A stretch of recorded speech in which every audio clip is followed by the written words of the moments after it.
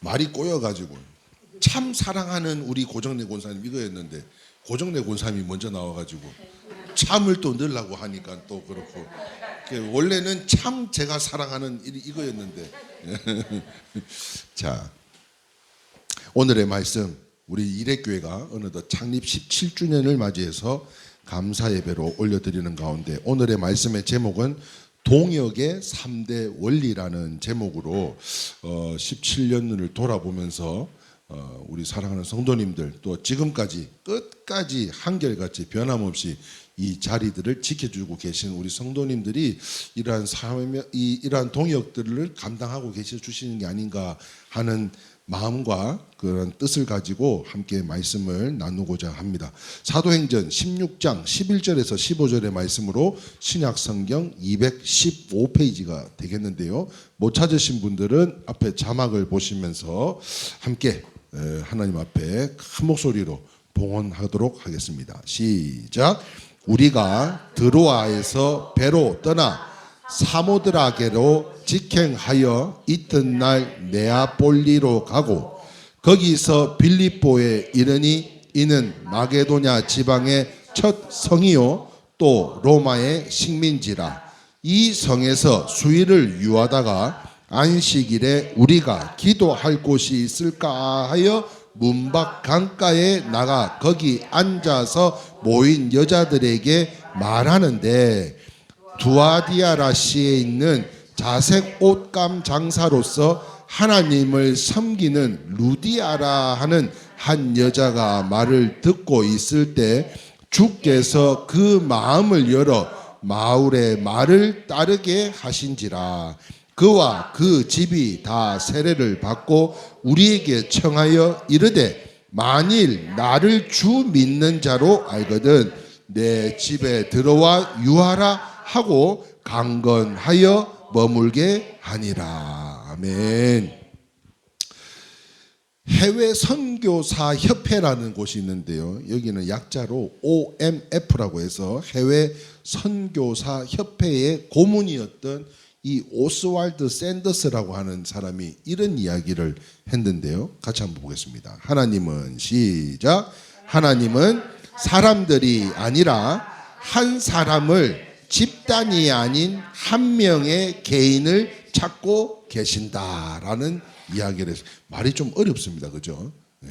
사람이 아니라 사람들이 아니라 한 사람을 집단이 아닌 한 명의 개인을 찾고 계신다. 이게 무슨 말인가? 그러면서 또 이런 이야기를 했는데요. 시작. 자라나는 세대에 대한 의무를 이행하기 위해서 교회는 권위 있고 영적이며 희생적인 지도력을 최우선적으로 필요로 하고 있다. 이러한 이야기를 했답니다. 무슨 말인가 하면 각 한 사람 한 사람 이 각인이 하나님 앞에서 참으로 준비된 신실한 사람이야 할 것을 잘 말씀하고 있다는 거예요. 하나님 앞에 준비된 신실한 사람. 그러므로 조금 더 나가서요. 하나님의 일은 혼자 하는 걸까요? 아니면은 같이 해야 되는 걸까요? 하나님의 일은 이게 어려운 이야기요. 자, 하나님의 일은 혼자 하는 개인 플레이가 아니라 마치 배구할 때 어떻게 해요? 팀 플레이 하잖아요. 하나가 띄워주면은 막 스파이크로 찍고 농구는요. 탁 패스해주면 점프를 해가지고 덩크슛을 하고 말이죠. 농구, 배구, 축구, 야구 다 같은 종목에서 개인기가 뛰어나도 손흥민 선수가 아무리 개인기가 뛰어난다고 해서 이게 팀워크가 이루어지지 않으면 어떻게 돼요? 경기 망하는 겁니다. 그러니까 개인기가 아무리 뛰어나도 팀 플레이를 하지 못한다면 성공할 수 없듯이 하나님의 나라를 이루어가는 데 있어서도 우리 모두가 함께 동역하는 것은 사역의 필수적인 요소라고 할 수 있다는 거예요. 자, 그렇다면 하나님의 일의 이 동역의 원리가 무엇인가 하는 것을 오늘 함께 나누고자 하는 것인데요. 그 첫 번째가 바로 비전의 원리입니다. 하나님의 일의 동역의 원리는 무엇일까? 같이 한번 읽어봅시다. 시작. 비전의 원리입니다. 자, 오늘 본문이 기록되어져 있는 사도행전 16장에 보면 바울의 꿈에 환상이 나타나요. 제가 아까 이게 태몽이 아닐까? 막 꿈을 꿨는데 그 꿈에 누가 이렇게 수박을 두 덩이를 가지고 왔는데 야, 쌍디인가? 근데 그런 생각도 했어요. 수박 두 덩이를 갖고 들어오더라고요. 그래서 야, 이거 좋은 소식이 있을런가 보다. 그것처럼 바울의 꿈에 환상을 보게 됩니다. 사도행전 16장 6절 9절에요. 같이 한번 읽어보겠습니다. 시작. 성령이 아시아에서 말씀을 전하지 못하게 하시거늘 그들이 부르기아와 갈라디아 땅으로 다녀가 무시아 앞에 이르러 비두니아로 가고자 애쓰되 예수의 영이 허락하지 아니하시는지라. 무시아를 지나 드로아로 내려갔는데 밤에 환상이 바울에게 보이니 마게도냐 사람 하나가 서서 그에게 청하여 이르되 마게도냐로 건너와서 우리를 도우라 하거늘. 이렇게 이야기했다는 거예요. 무슨 말인가 합니까? 사랑하는 성도 여러분, 바울의 전도 목표는 본래 이 유럽이 아니었습니다. 아시아로 가고자 했어요. 이 침례신학대학 딱 입구를 지나서 왼쪽으로 가면 선교센터가 있습니다. 그 선교센터를 가면 선교지마다 이 세계 지도가 있는데 거기에 섬기는 그 선교사님들, 파송된 선교사님들, 훈련하고 있는 선교사님들의 이름이 적혀져 있어요. 그런데 어떤 분들은요, 아직까지 선교지를 못 정해가지고 자기는 여기를 가고 싶은데 계속 그렇게 갈망하고 있는 곳이 있더라고요. 그런데 선교지 사역이 내가 가고자 하는 곳에 가지는 것이 아니라 이 또한 그 길이 열려야만 갈 수 있는 거더라고요. 무슨 말인가 하면 전도의 목표는 바울의 전도하는데 나는 아시아에 가서 나는 가서 하고 싶어. 이런 꿈을 갖고 있었다는 거예요. 그런데 하나님께서는요, 아시아에서 더 이상 말씀을 전하지 못하도록 길을 열어주시지도 않고 마음 중심에 예수님의 영이 허락하지 않는다라는 거예요. 그래서 어디로요? 유럽 쪽으로 인도를 하셨다는 것입니다. 무슨 말인가 하면 아시아가 바울의 자신의 꿈이었다면, 아시아는 내가 가서 전하는 것이 꿈이었다면 유럽은 하나님이 보여주신 비전이라는 거예요. 할렐루야. 그렇습니다. 내 꿈과 비전은 다르더라고요. 내가 이렇게 돼야지, 이렇게 해야지, 내가 이제 학교 가면 이렇게 해야지, 막 이렇게 계획하고 꿈꾸는 것들이 있지만 이거는 내 꿈인 거고, 나를 이끌어가는 부분들은 하나님의 비전은 따로 있더라는 거예요.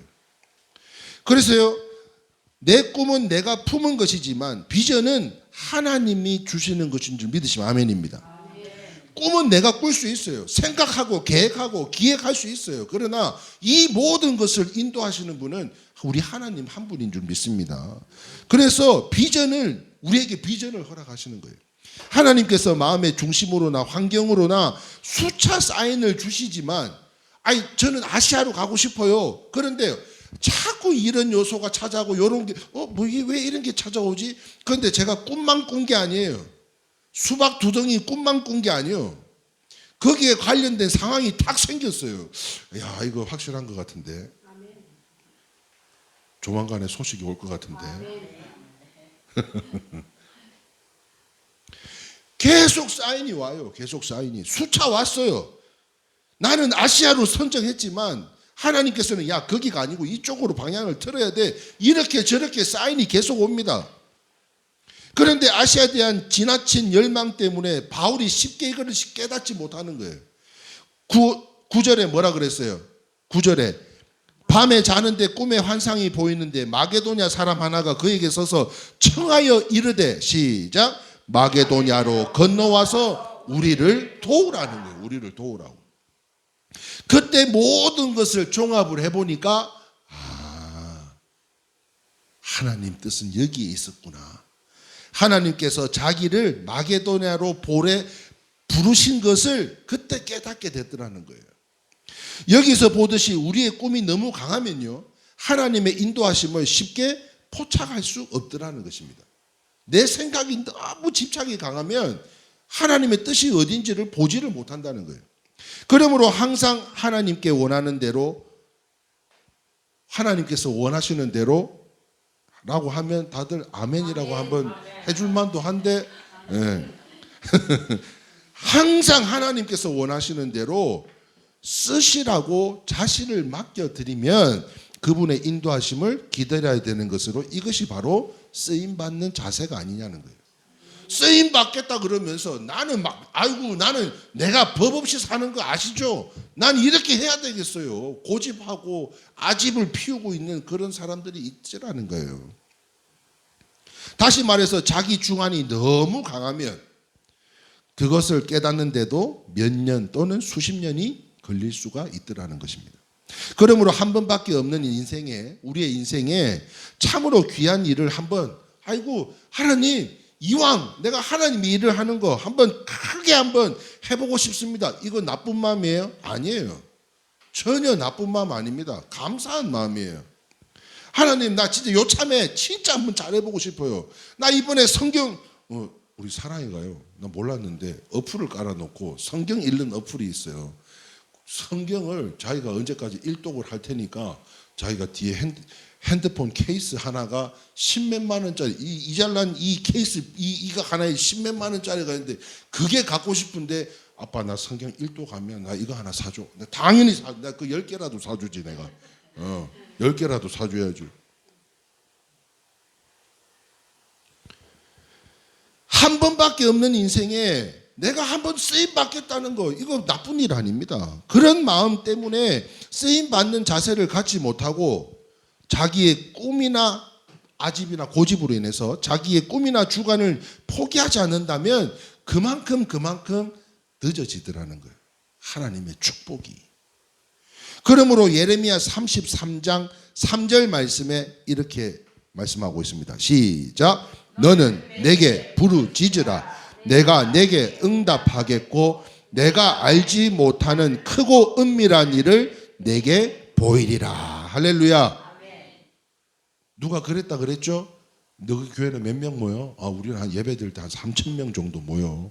그래? 너는 몇 명 모여? 난 나 혼자야. 이 우리 이레교회 첫 최유성이라는 성도 1호 성도의 간증입니다. 둘이서 술 마시다가 너 교회 몇 명 모여? 우리는 3,000명 모여서 예배드려. 너희 교회는? 나 혼자야.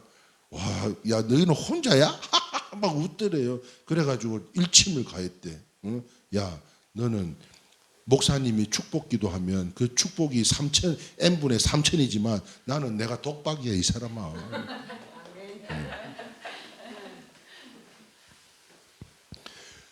우리가 매주 새벽마다 부르짖습니다.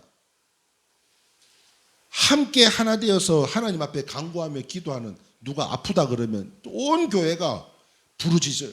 누가 잘 됐다 그러고 좋은 일이 있다 그러면 서로가 축하하고 위로해줘요. 너무너무 감사한 일입니다. 이와 같이 하나님께 부르짖으면 내 뜻이 아닌 하나님께서는 우리를 향한 비전을 주실 줄 믿습니다. 우리 이레교회를 향한 비전을 주실 줄 믿습니다. 그와 같이 이제는 내 생각이 아니라 하나님의 비전을 구하는 저와 여러분들이 다 되실 수 있기를 주님의 이름으로 축원합니다. 두 번째입니다. 두 번째, 동역의 원리는 무엇인가? 이 굉장히 중요한 거죠. 같이 읽겠습니다. 시작.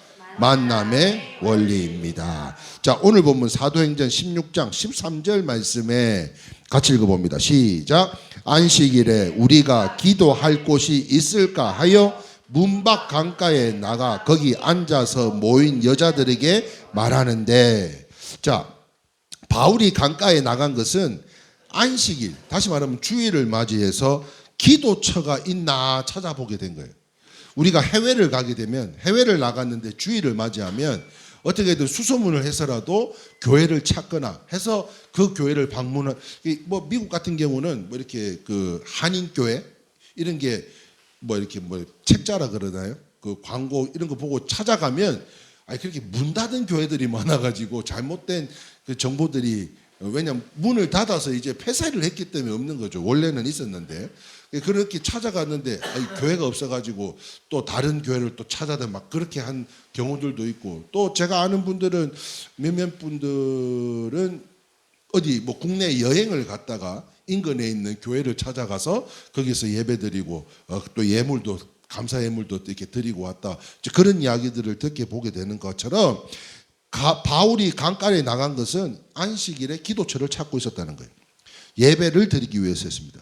당시 핍박을 받아서 흩어진 성도들은 강가에 모여서 하나님 앞에 예배드리는 습관이 있었는데요. 자, 그래서 예수님께서도 회당이나 갈릴리 바닷가에서 백성들을 가르쳤던 같이 스가랴 8장 15절 말씀 한번 보겠습니다. 시작. 이제 내가 다시 예루살렘과 유다 족속에게 은혜를 베푸기를 뜻하였나니 너희는 두려워하지 말지니라. 그러면서 시편 137편 1절입니다. 시작. 우리가 바벨론의 여러 강변 거기에 앉아서 시온을 기억하며 울었도다. 여기에 관련된 노래가 있죠. 바벨론 강가에서 사실은 뭐 그것도 틀었고 막 이렇게 하려고 했는데 뭐 이미 다 아는 내용일 거라 알고 그렇습니다. 유대인들이 세계에 흩어져 살았지만 언제나 머무는 곳에 회당을 짓고 그뿐만 아닙니다. 거기서 예배를 드리기 위해서 교회를 세웠다는 거예요. 자, 그런데 회당이 없을 때는 어떻게 해요? 바벨론 강가에 나와가지고 예배하는 초소가, 기도하는 초소가 있나 하는 습관들이 이 바벨론 포로기에서부터 있었다는 거예요. 자, 그러니까 양쪽 다 사도 바울은 뭐 하는 사람이에요? 선포하는 사람이었어요. 말씀을 전하는 사람이었어요. 그런데 포로 생활을 했던 이 백성들은 예배 드릴 곳을 세우고 또한 찾기 위해서 그 강가에 머물러 있었던 거죠. 다시 말하면 양쪽 다 사모하는 마음들이 있었다는 거예요. 그래서 바울은 전도할 사람이나 기도할 장소를 찾고 있었던 거고 또한 거기에 모인 사람들은 전도해 줄 교역자, 말씀을 선포해 줄 귀한이란 스피커를 찾고 있었다는 거죠.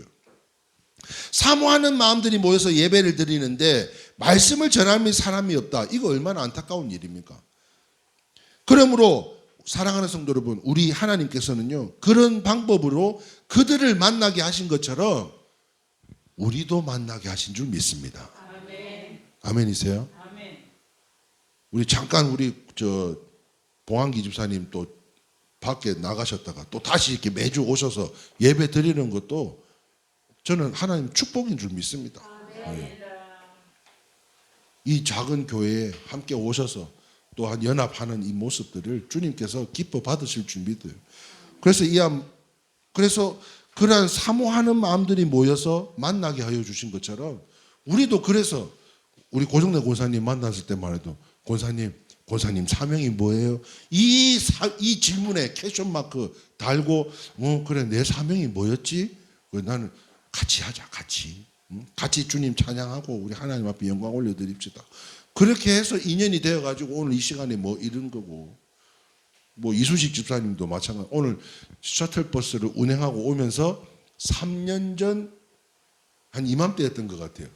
3년 전 참 나팔 불기 시작해가지고 나 같은 죄인 4년 전이에요.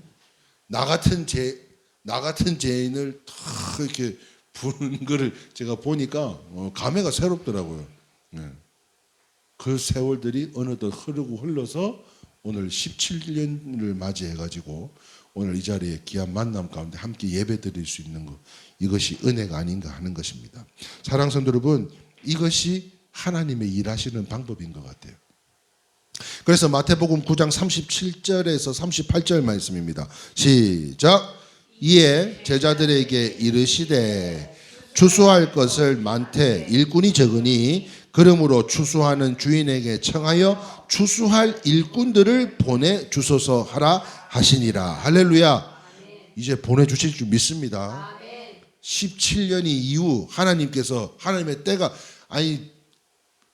출애굽도 무려 40년 동안이었잖아요. 40년 동안. 예? 우리 17년 하나님의 은혜로 오늘 여기까지 왔사오니 출수한 일꾼들을 오늘 갑자기 그 생각이 나서 내가 우리 이순식 집사님한테 그런 이야기를 이 양반들 이제 다 돌아가시고 나면 이제 교회 문 닫아야 되는 거 아니냐.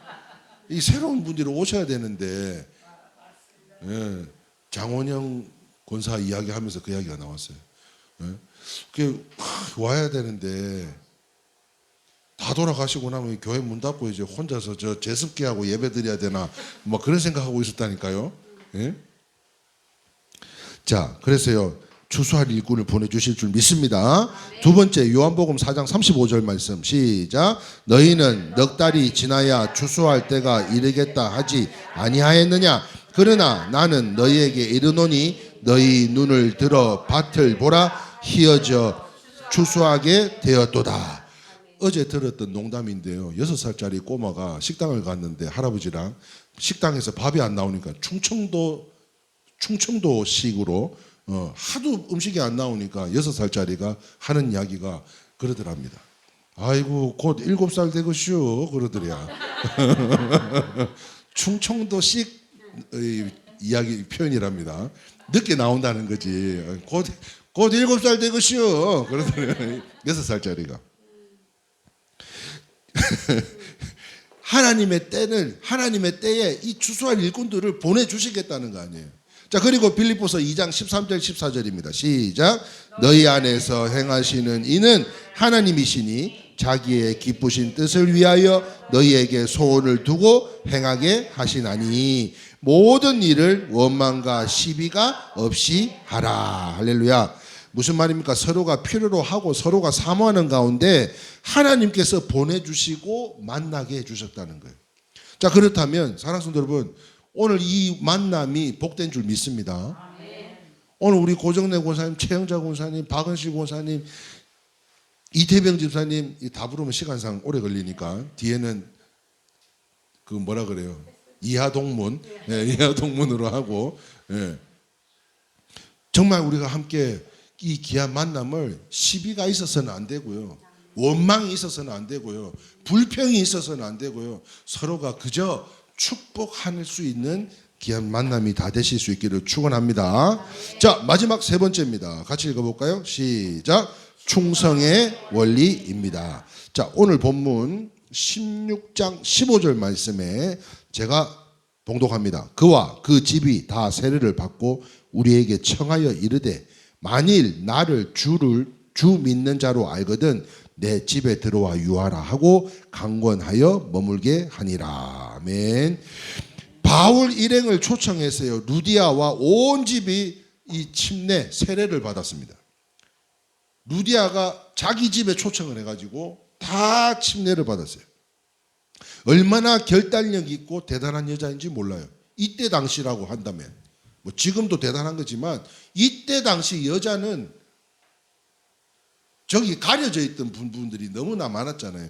그런데 이러한 결단력이 얼마나 대단한 여자인지 모르는데요. 한마디로 루디아의 집안은요, 바울의 말을 듣고 일사불란하게 움직였습니다. 순종하는 가족들이 되었어요.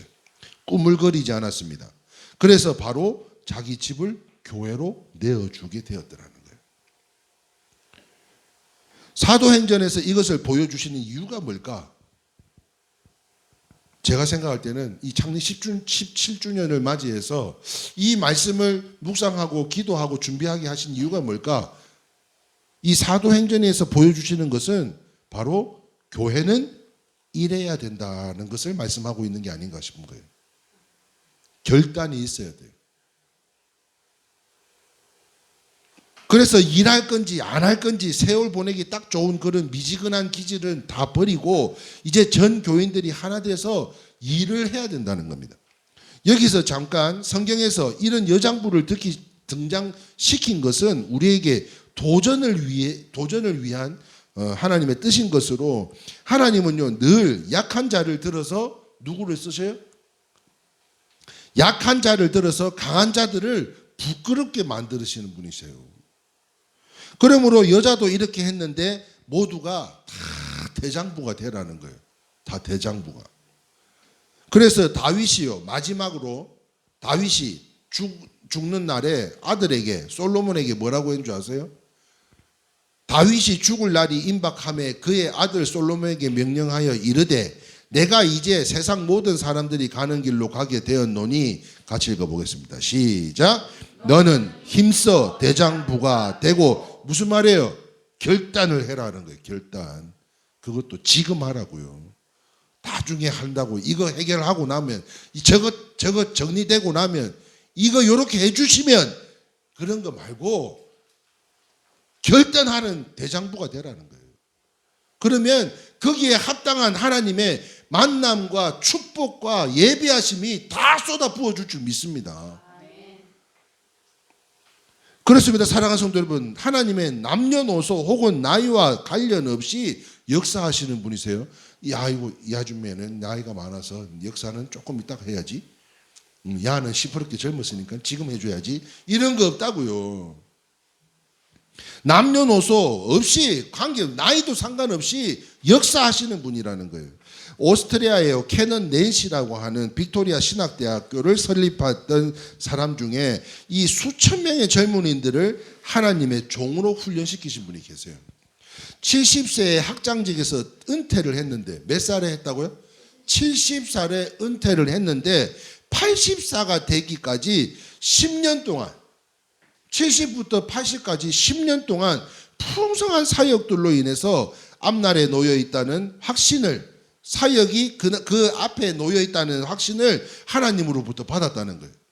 아니 남들 같으면 나이가 70이면 이제 내가 리타이어하고 이제 뭐 하려고 해요?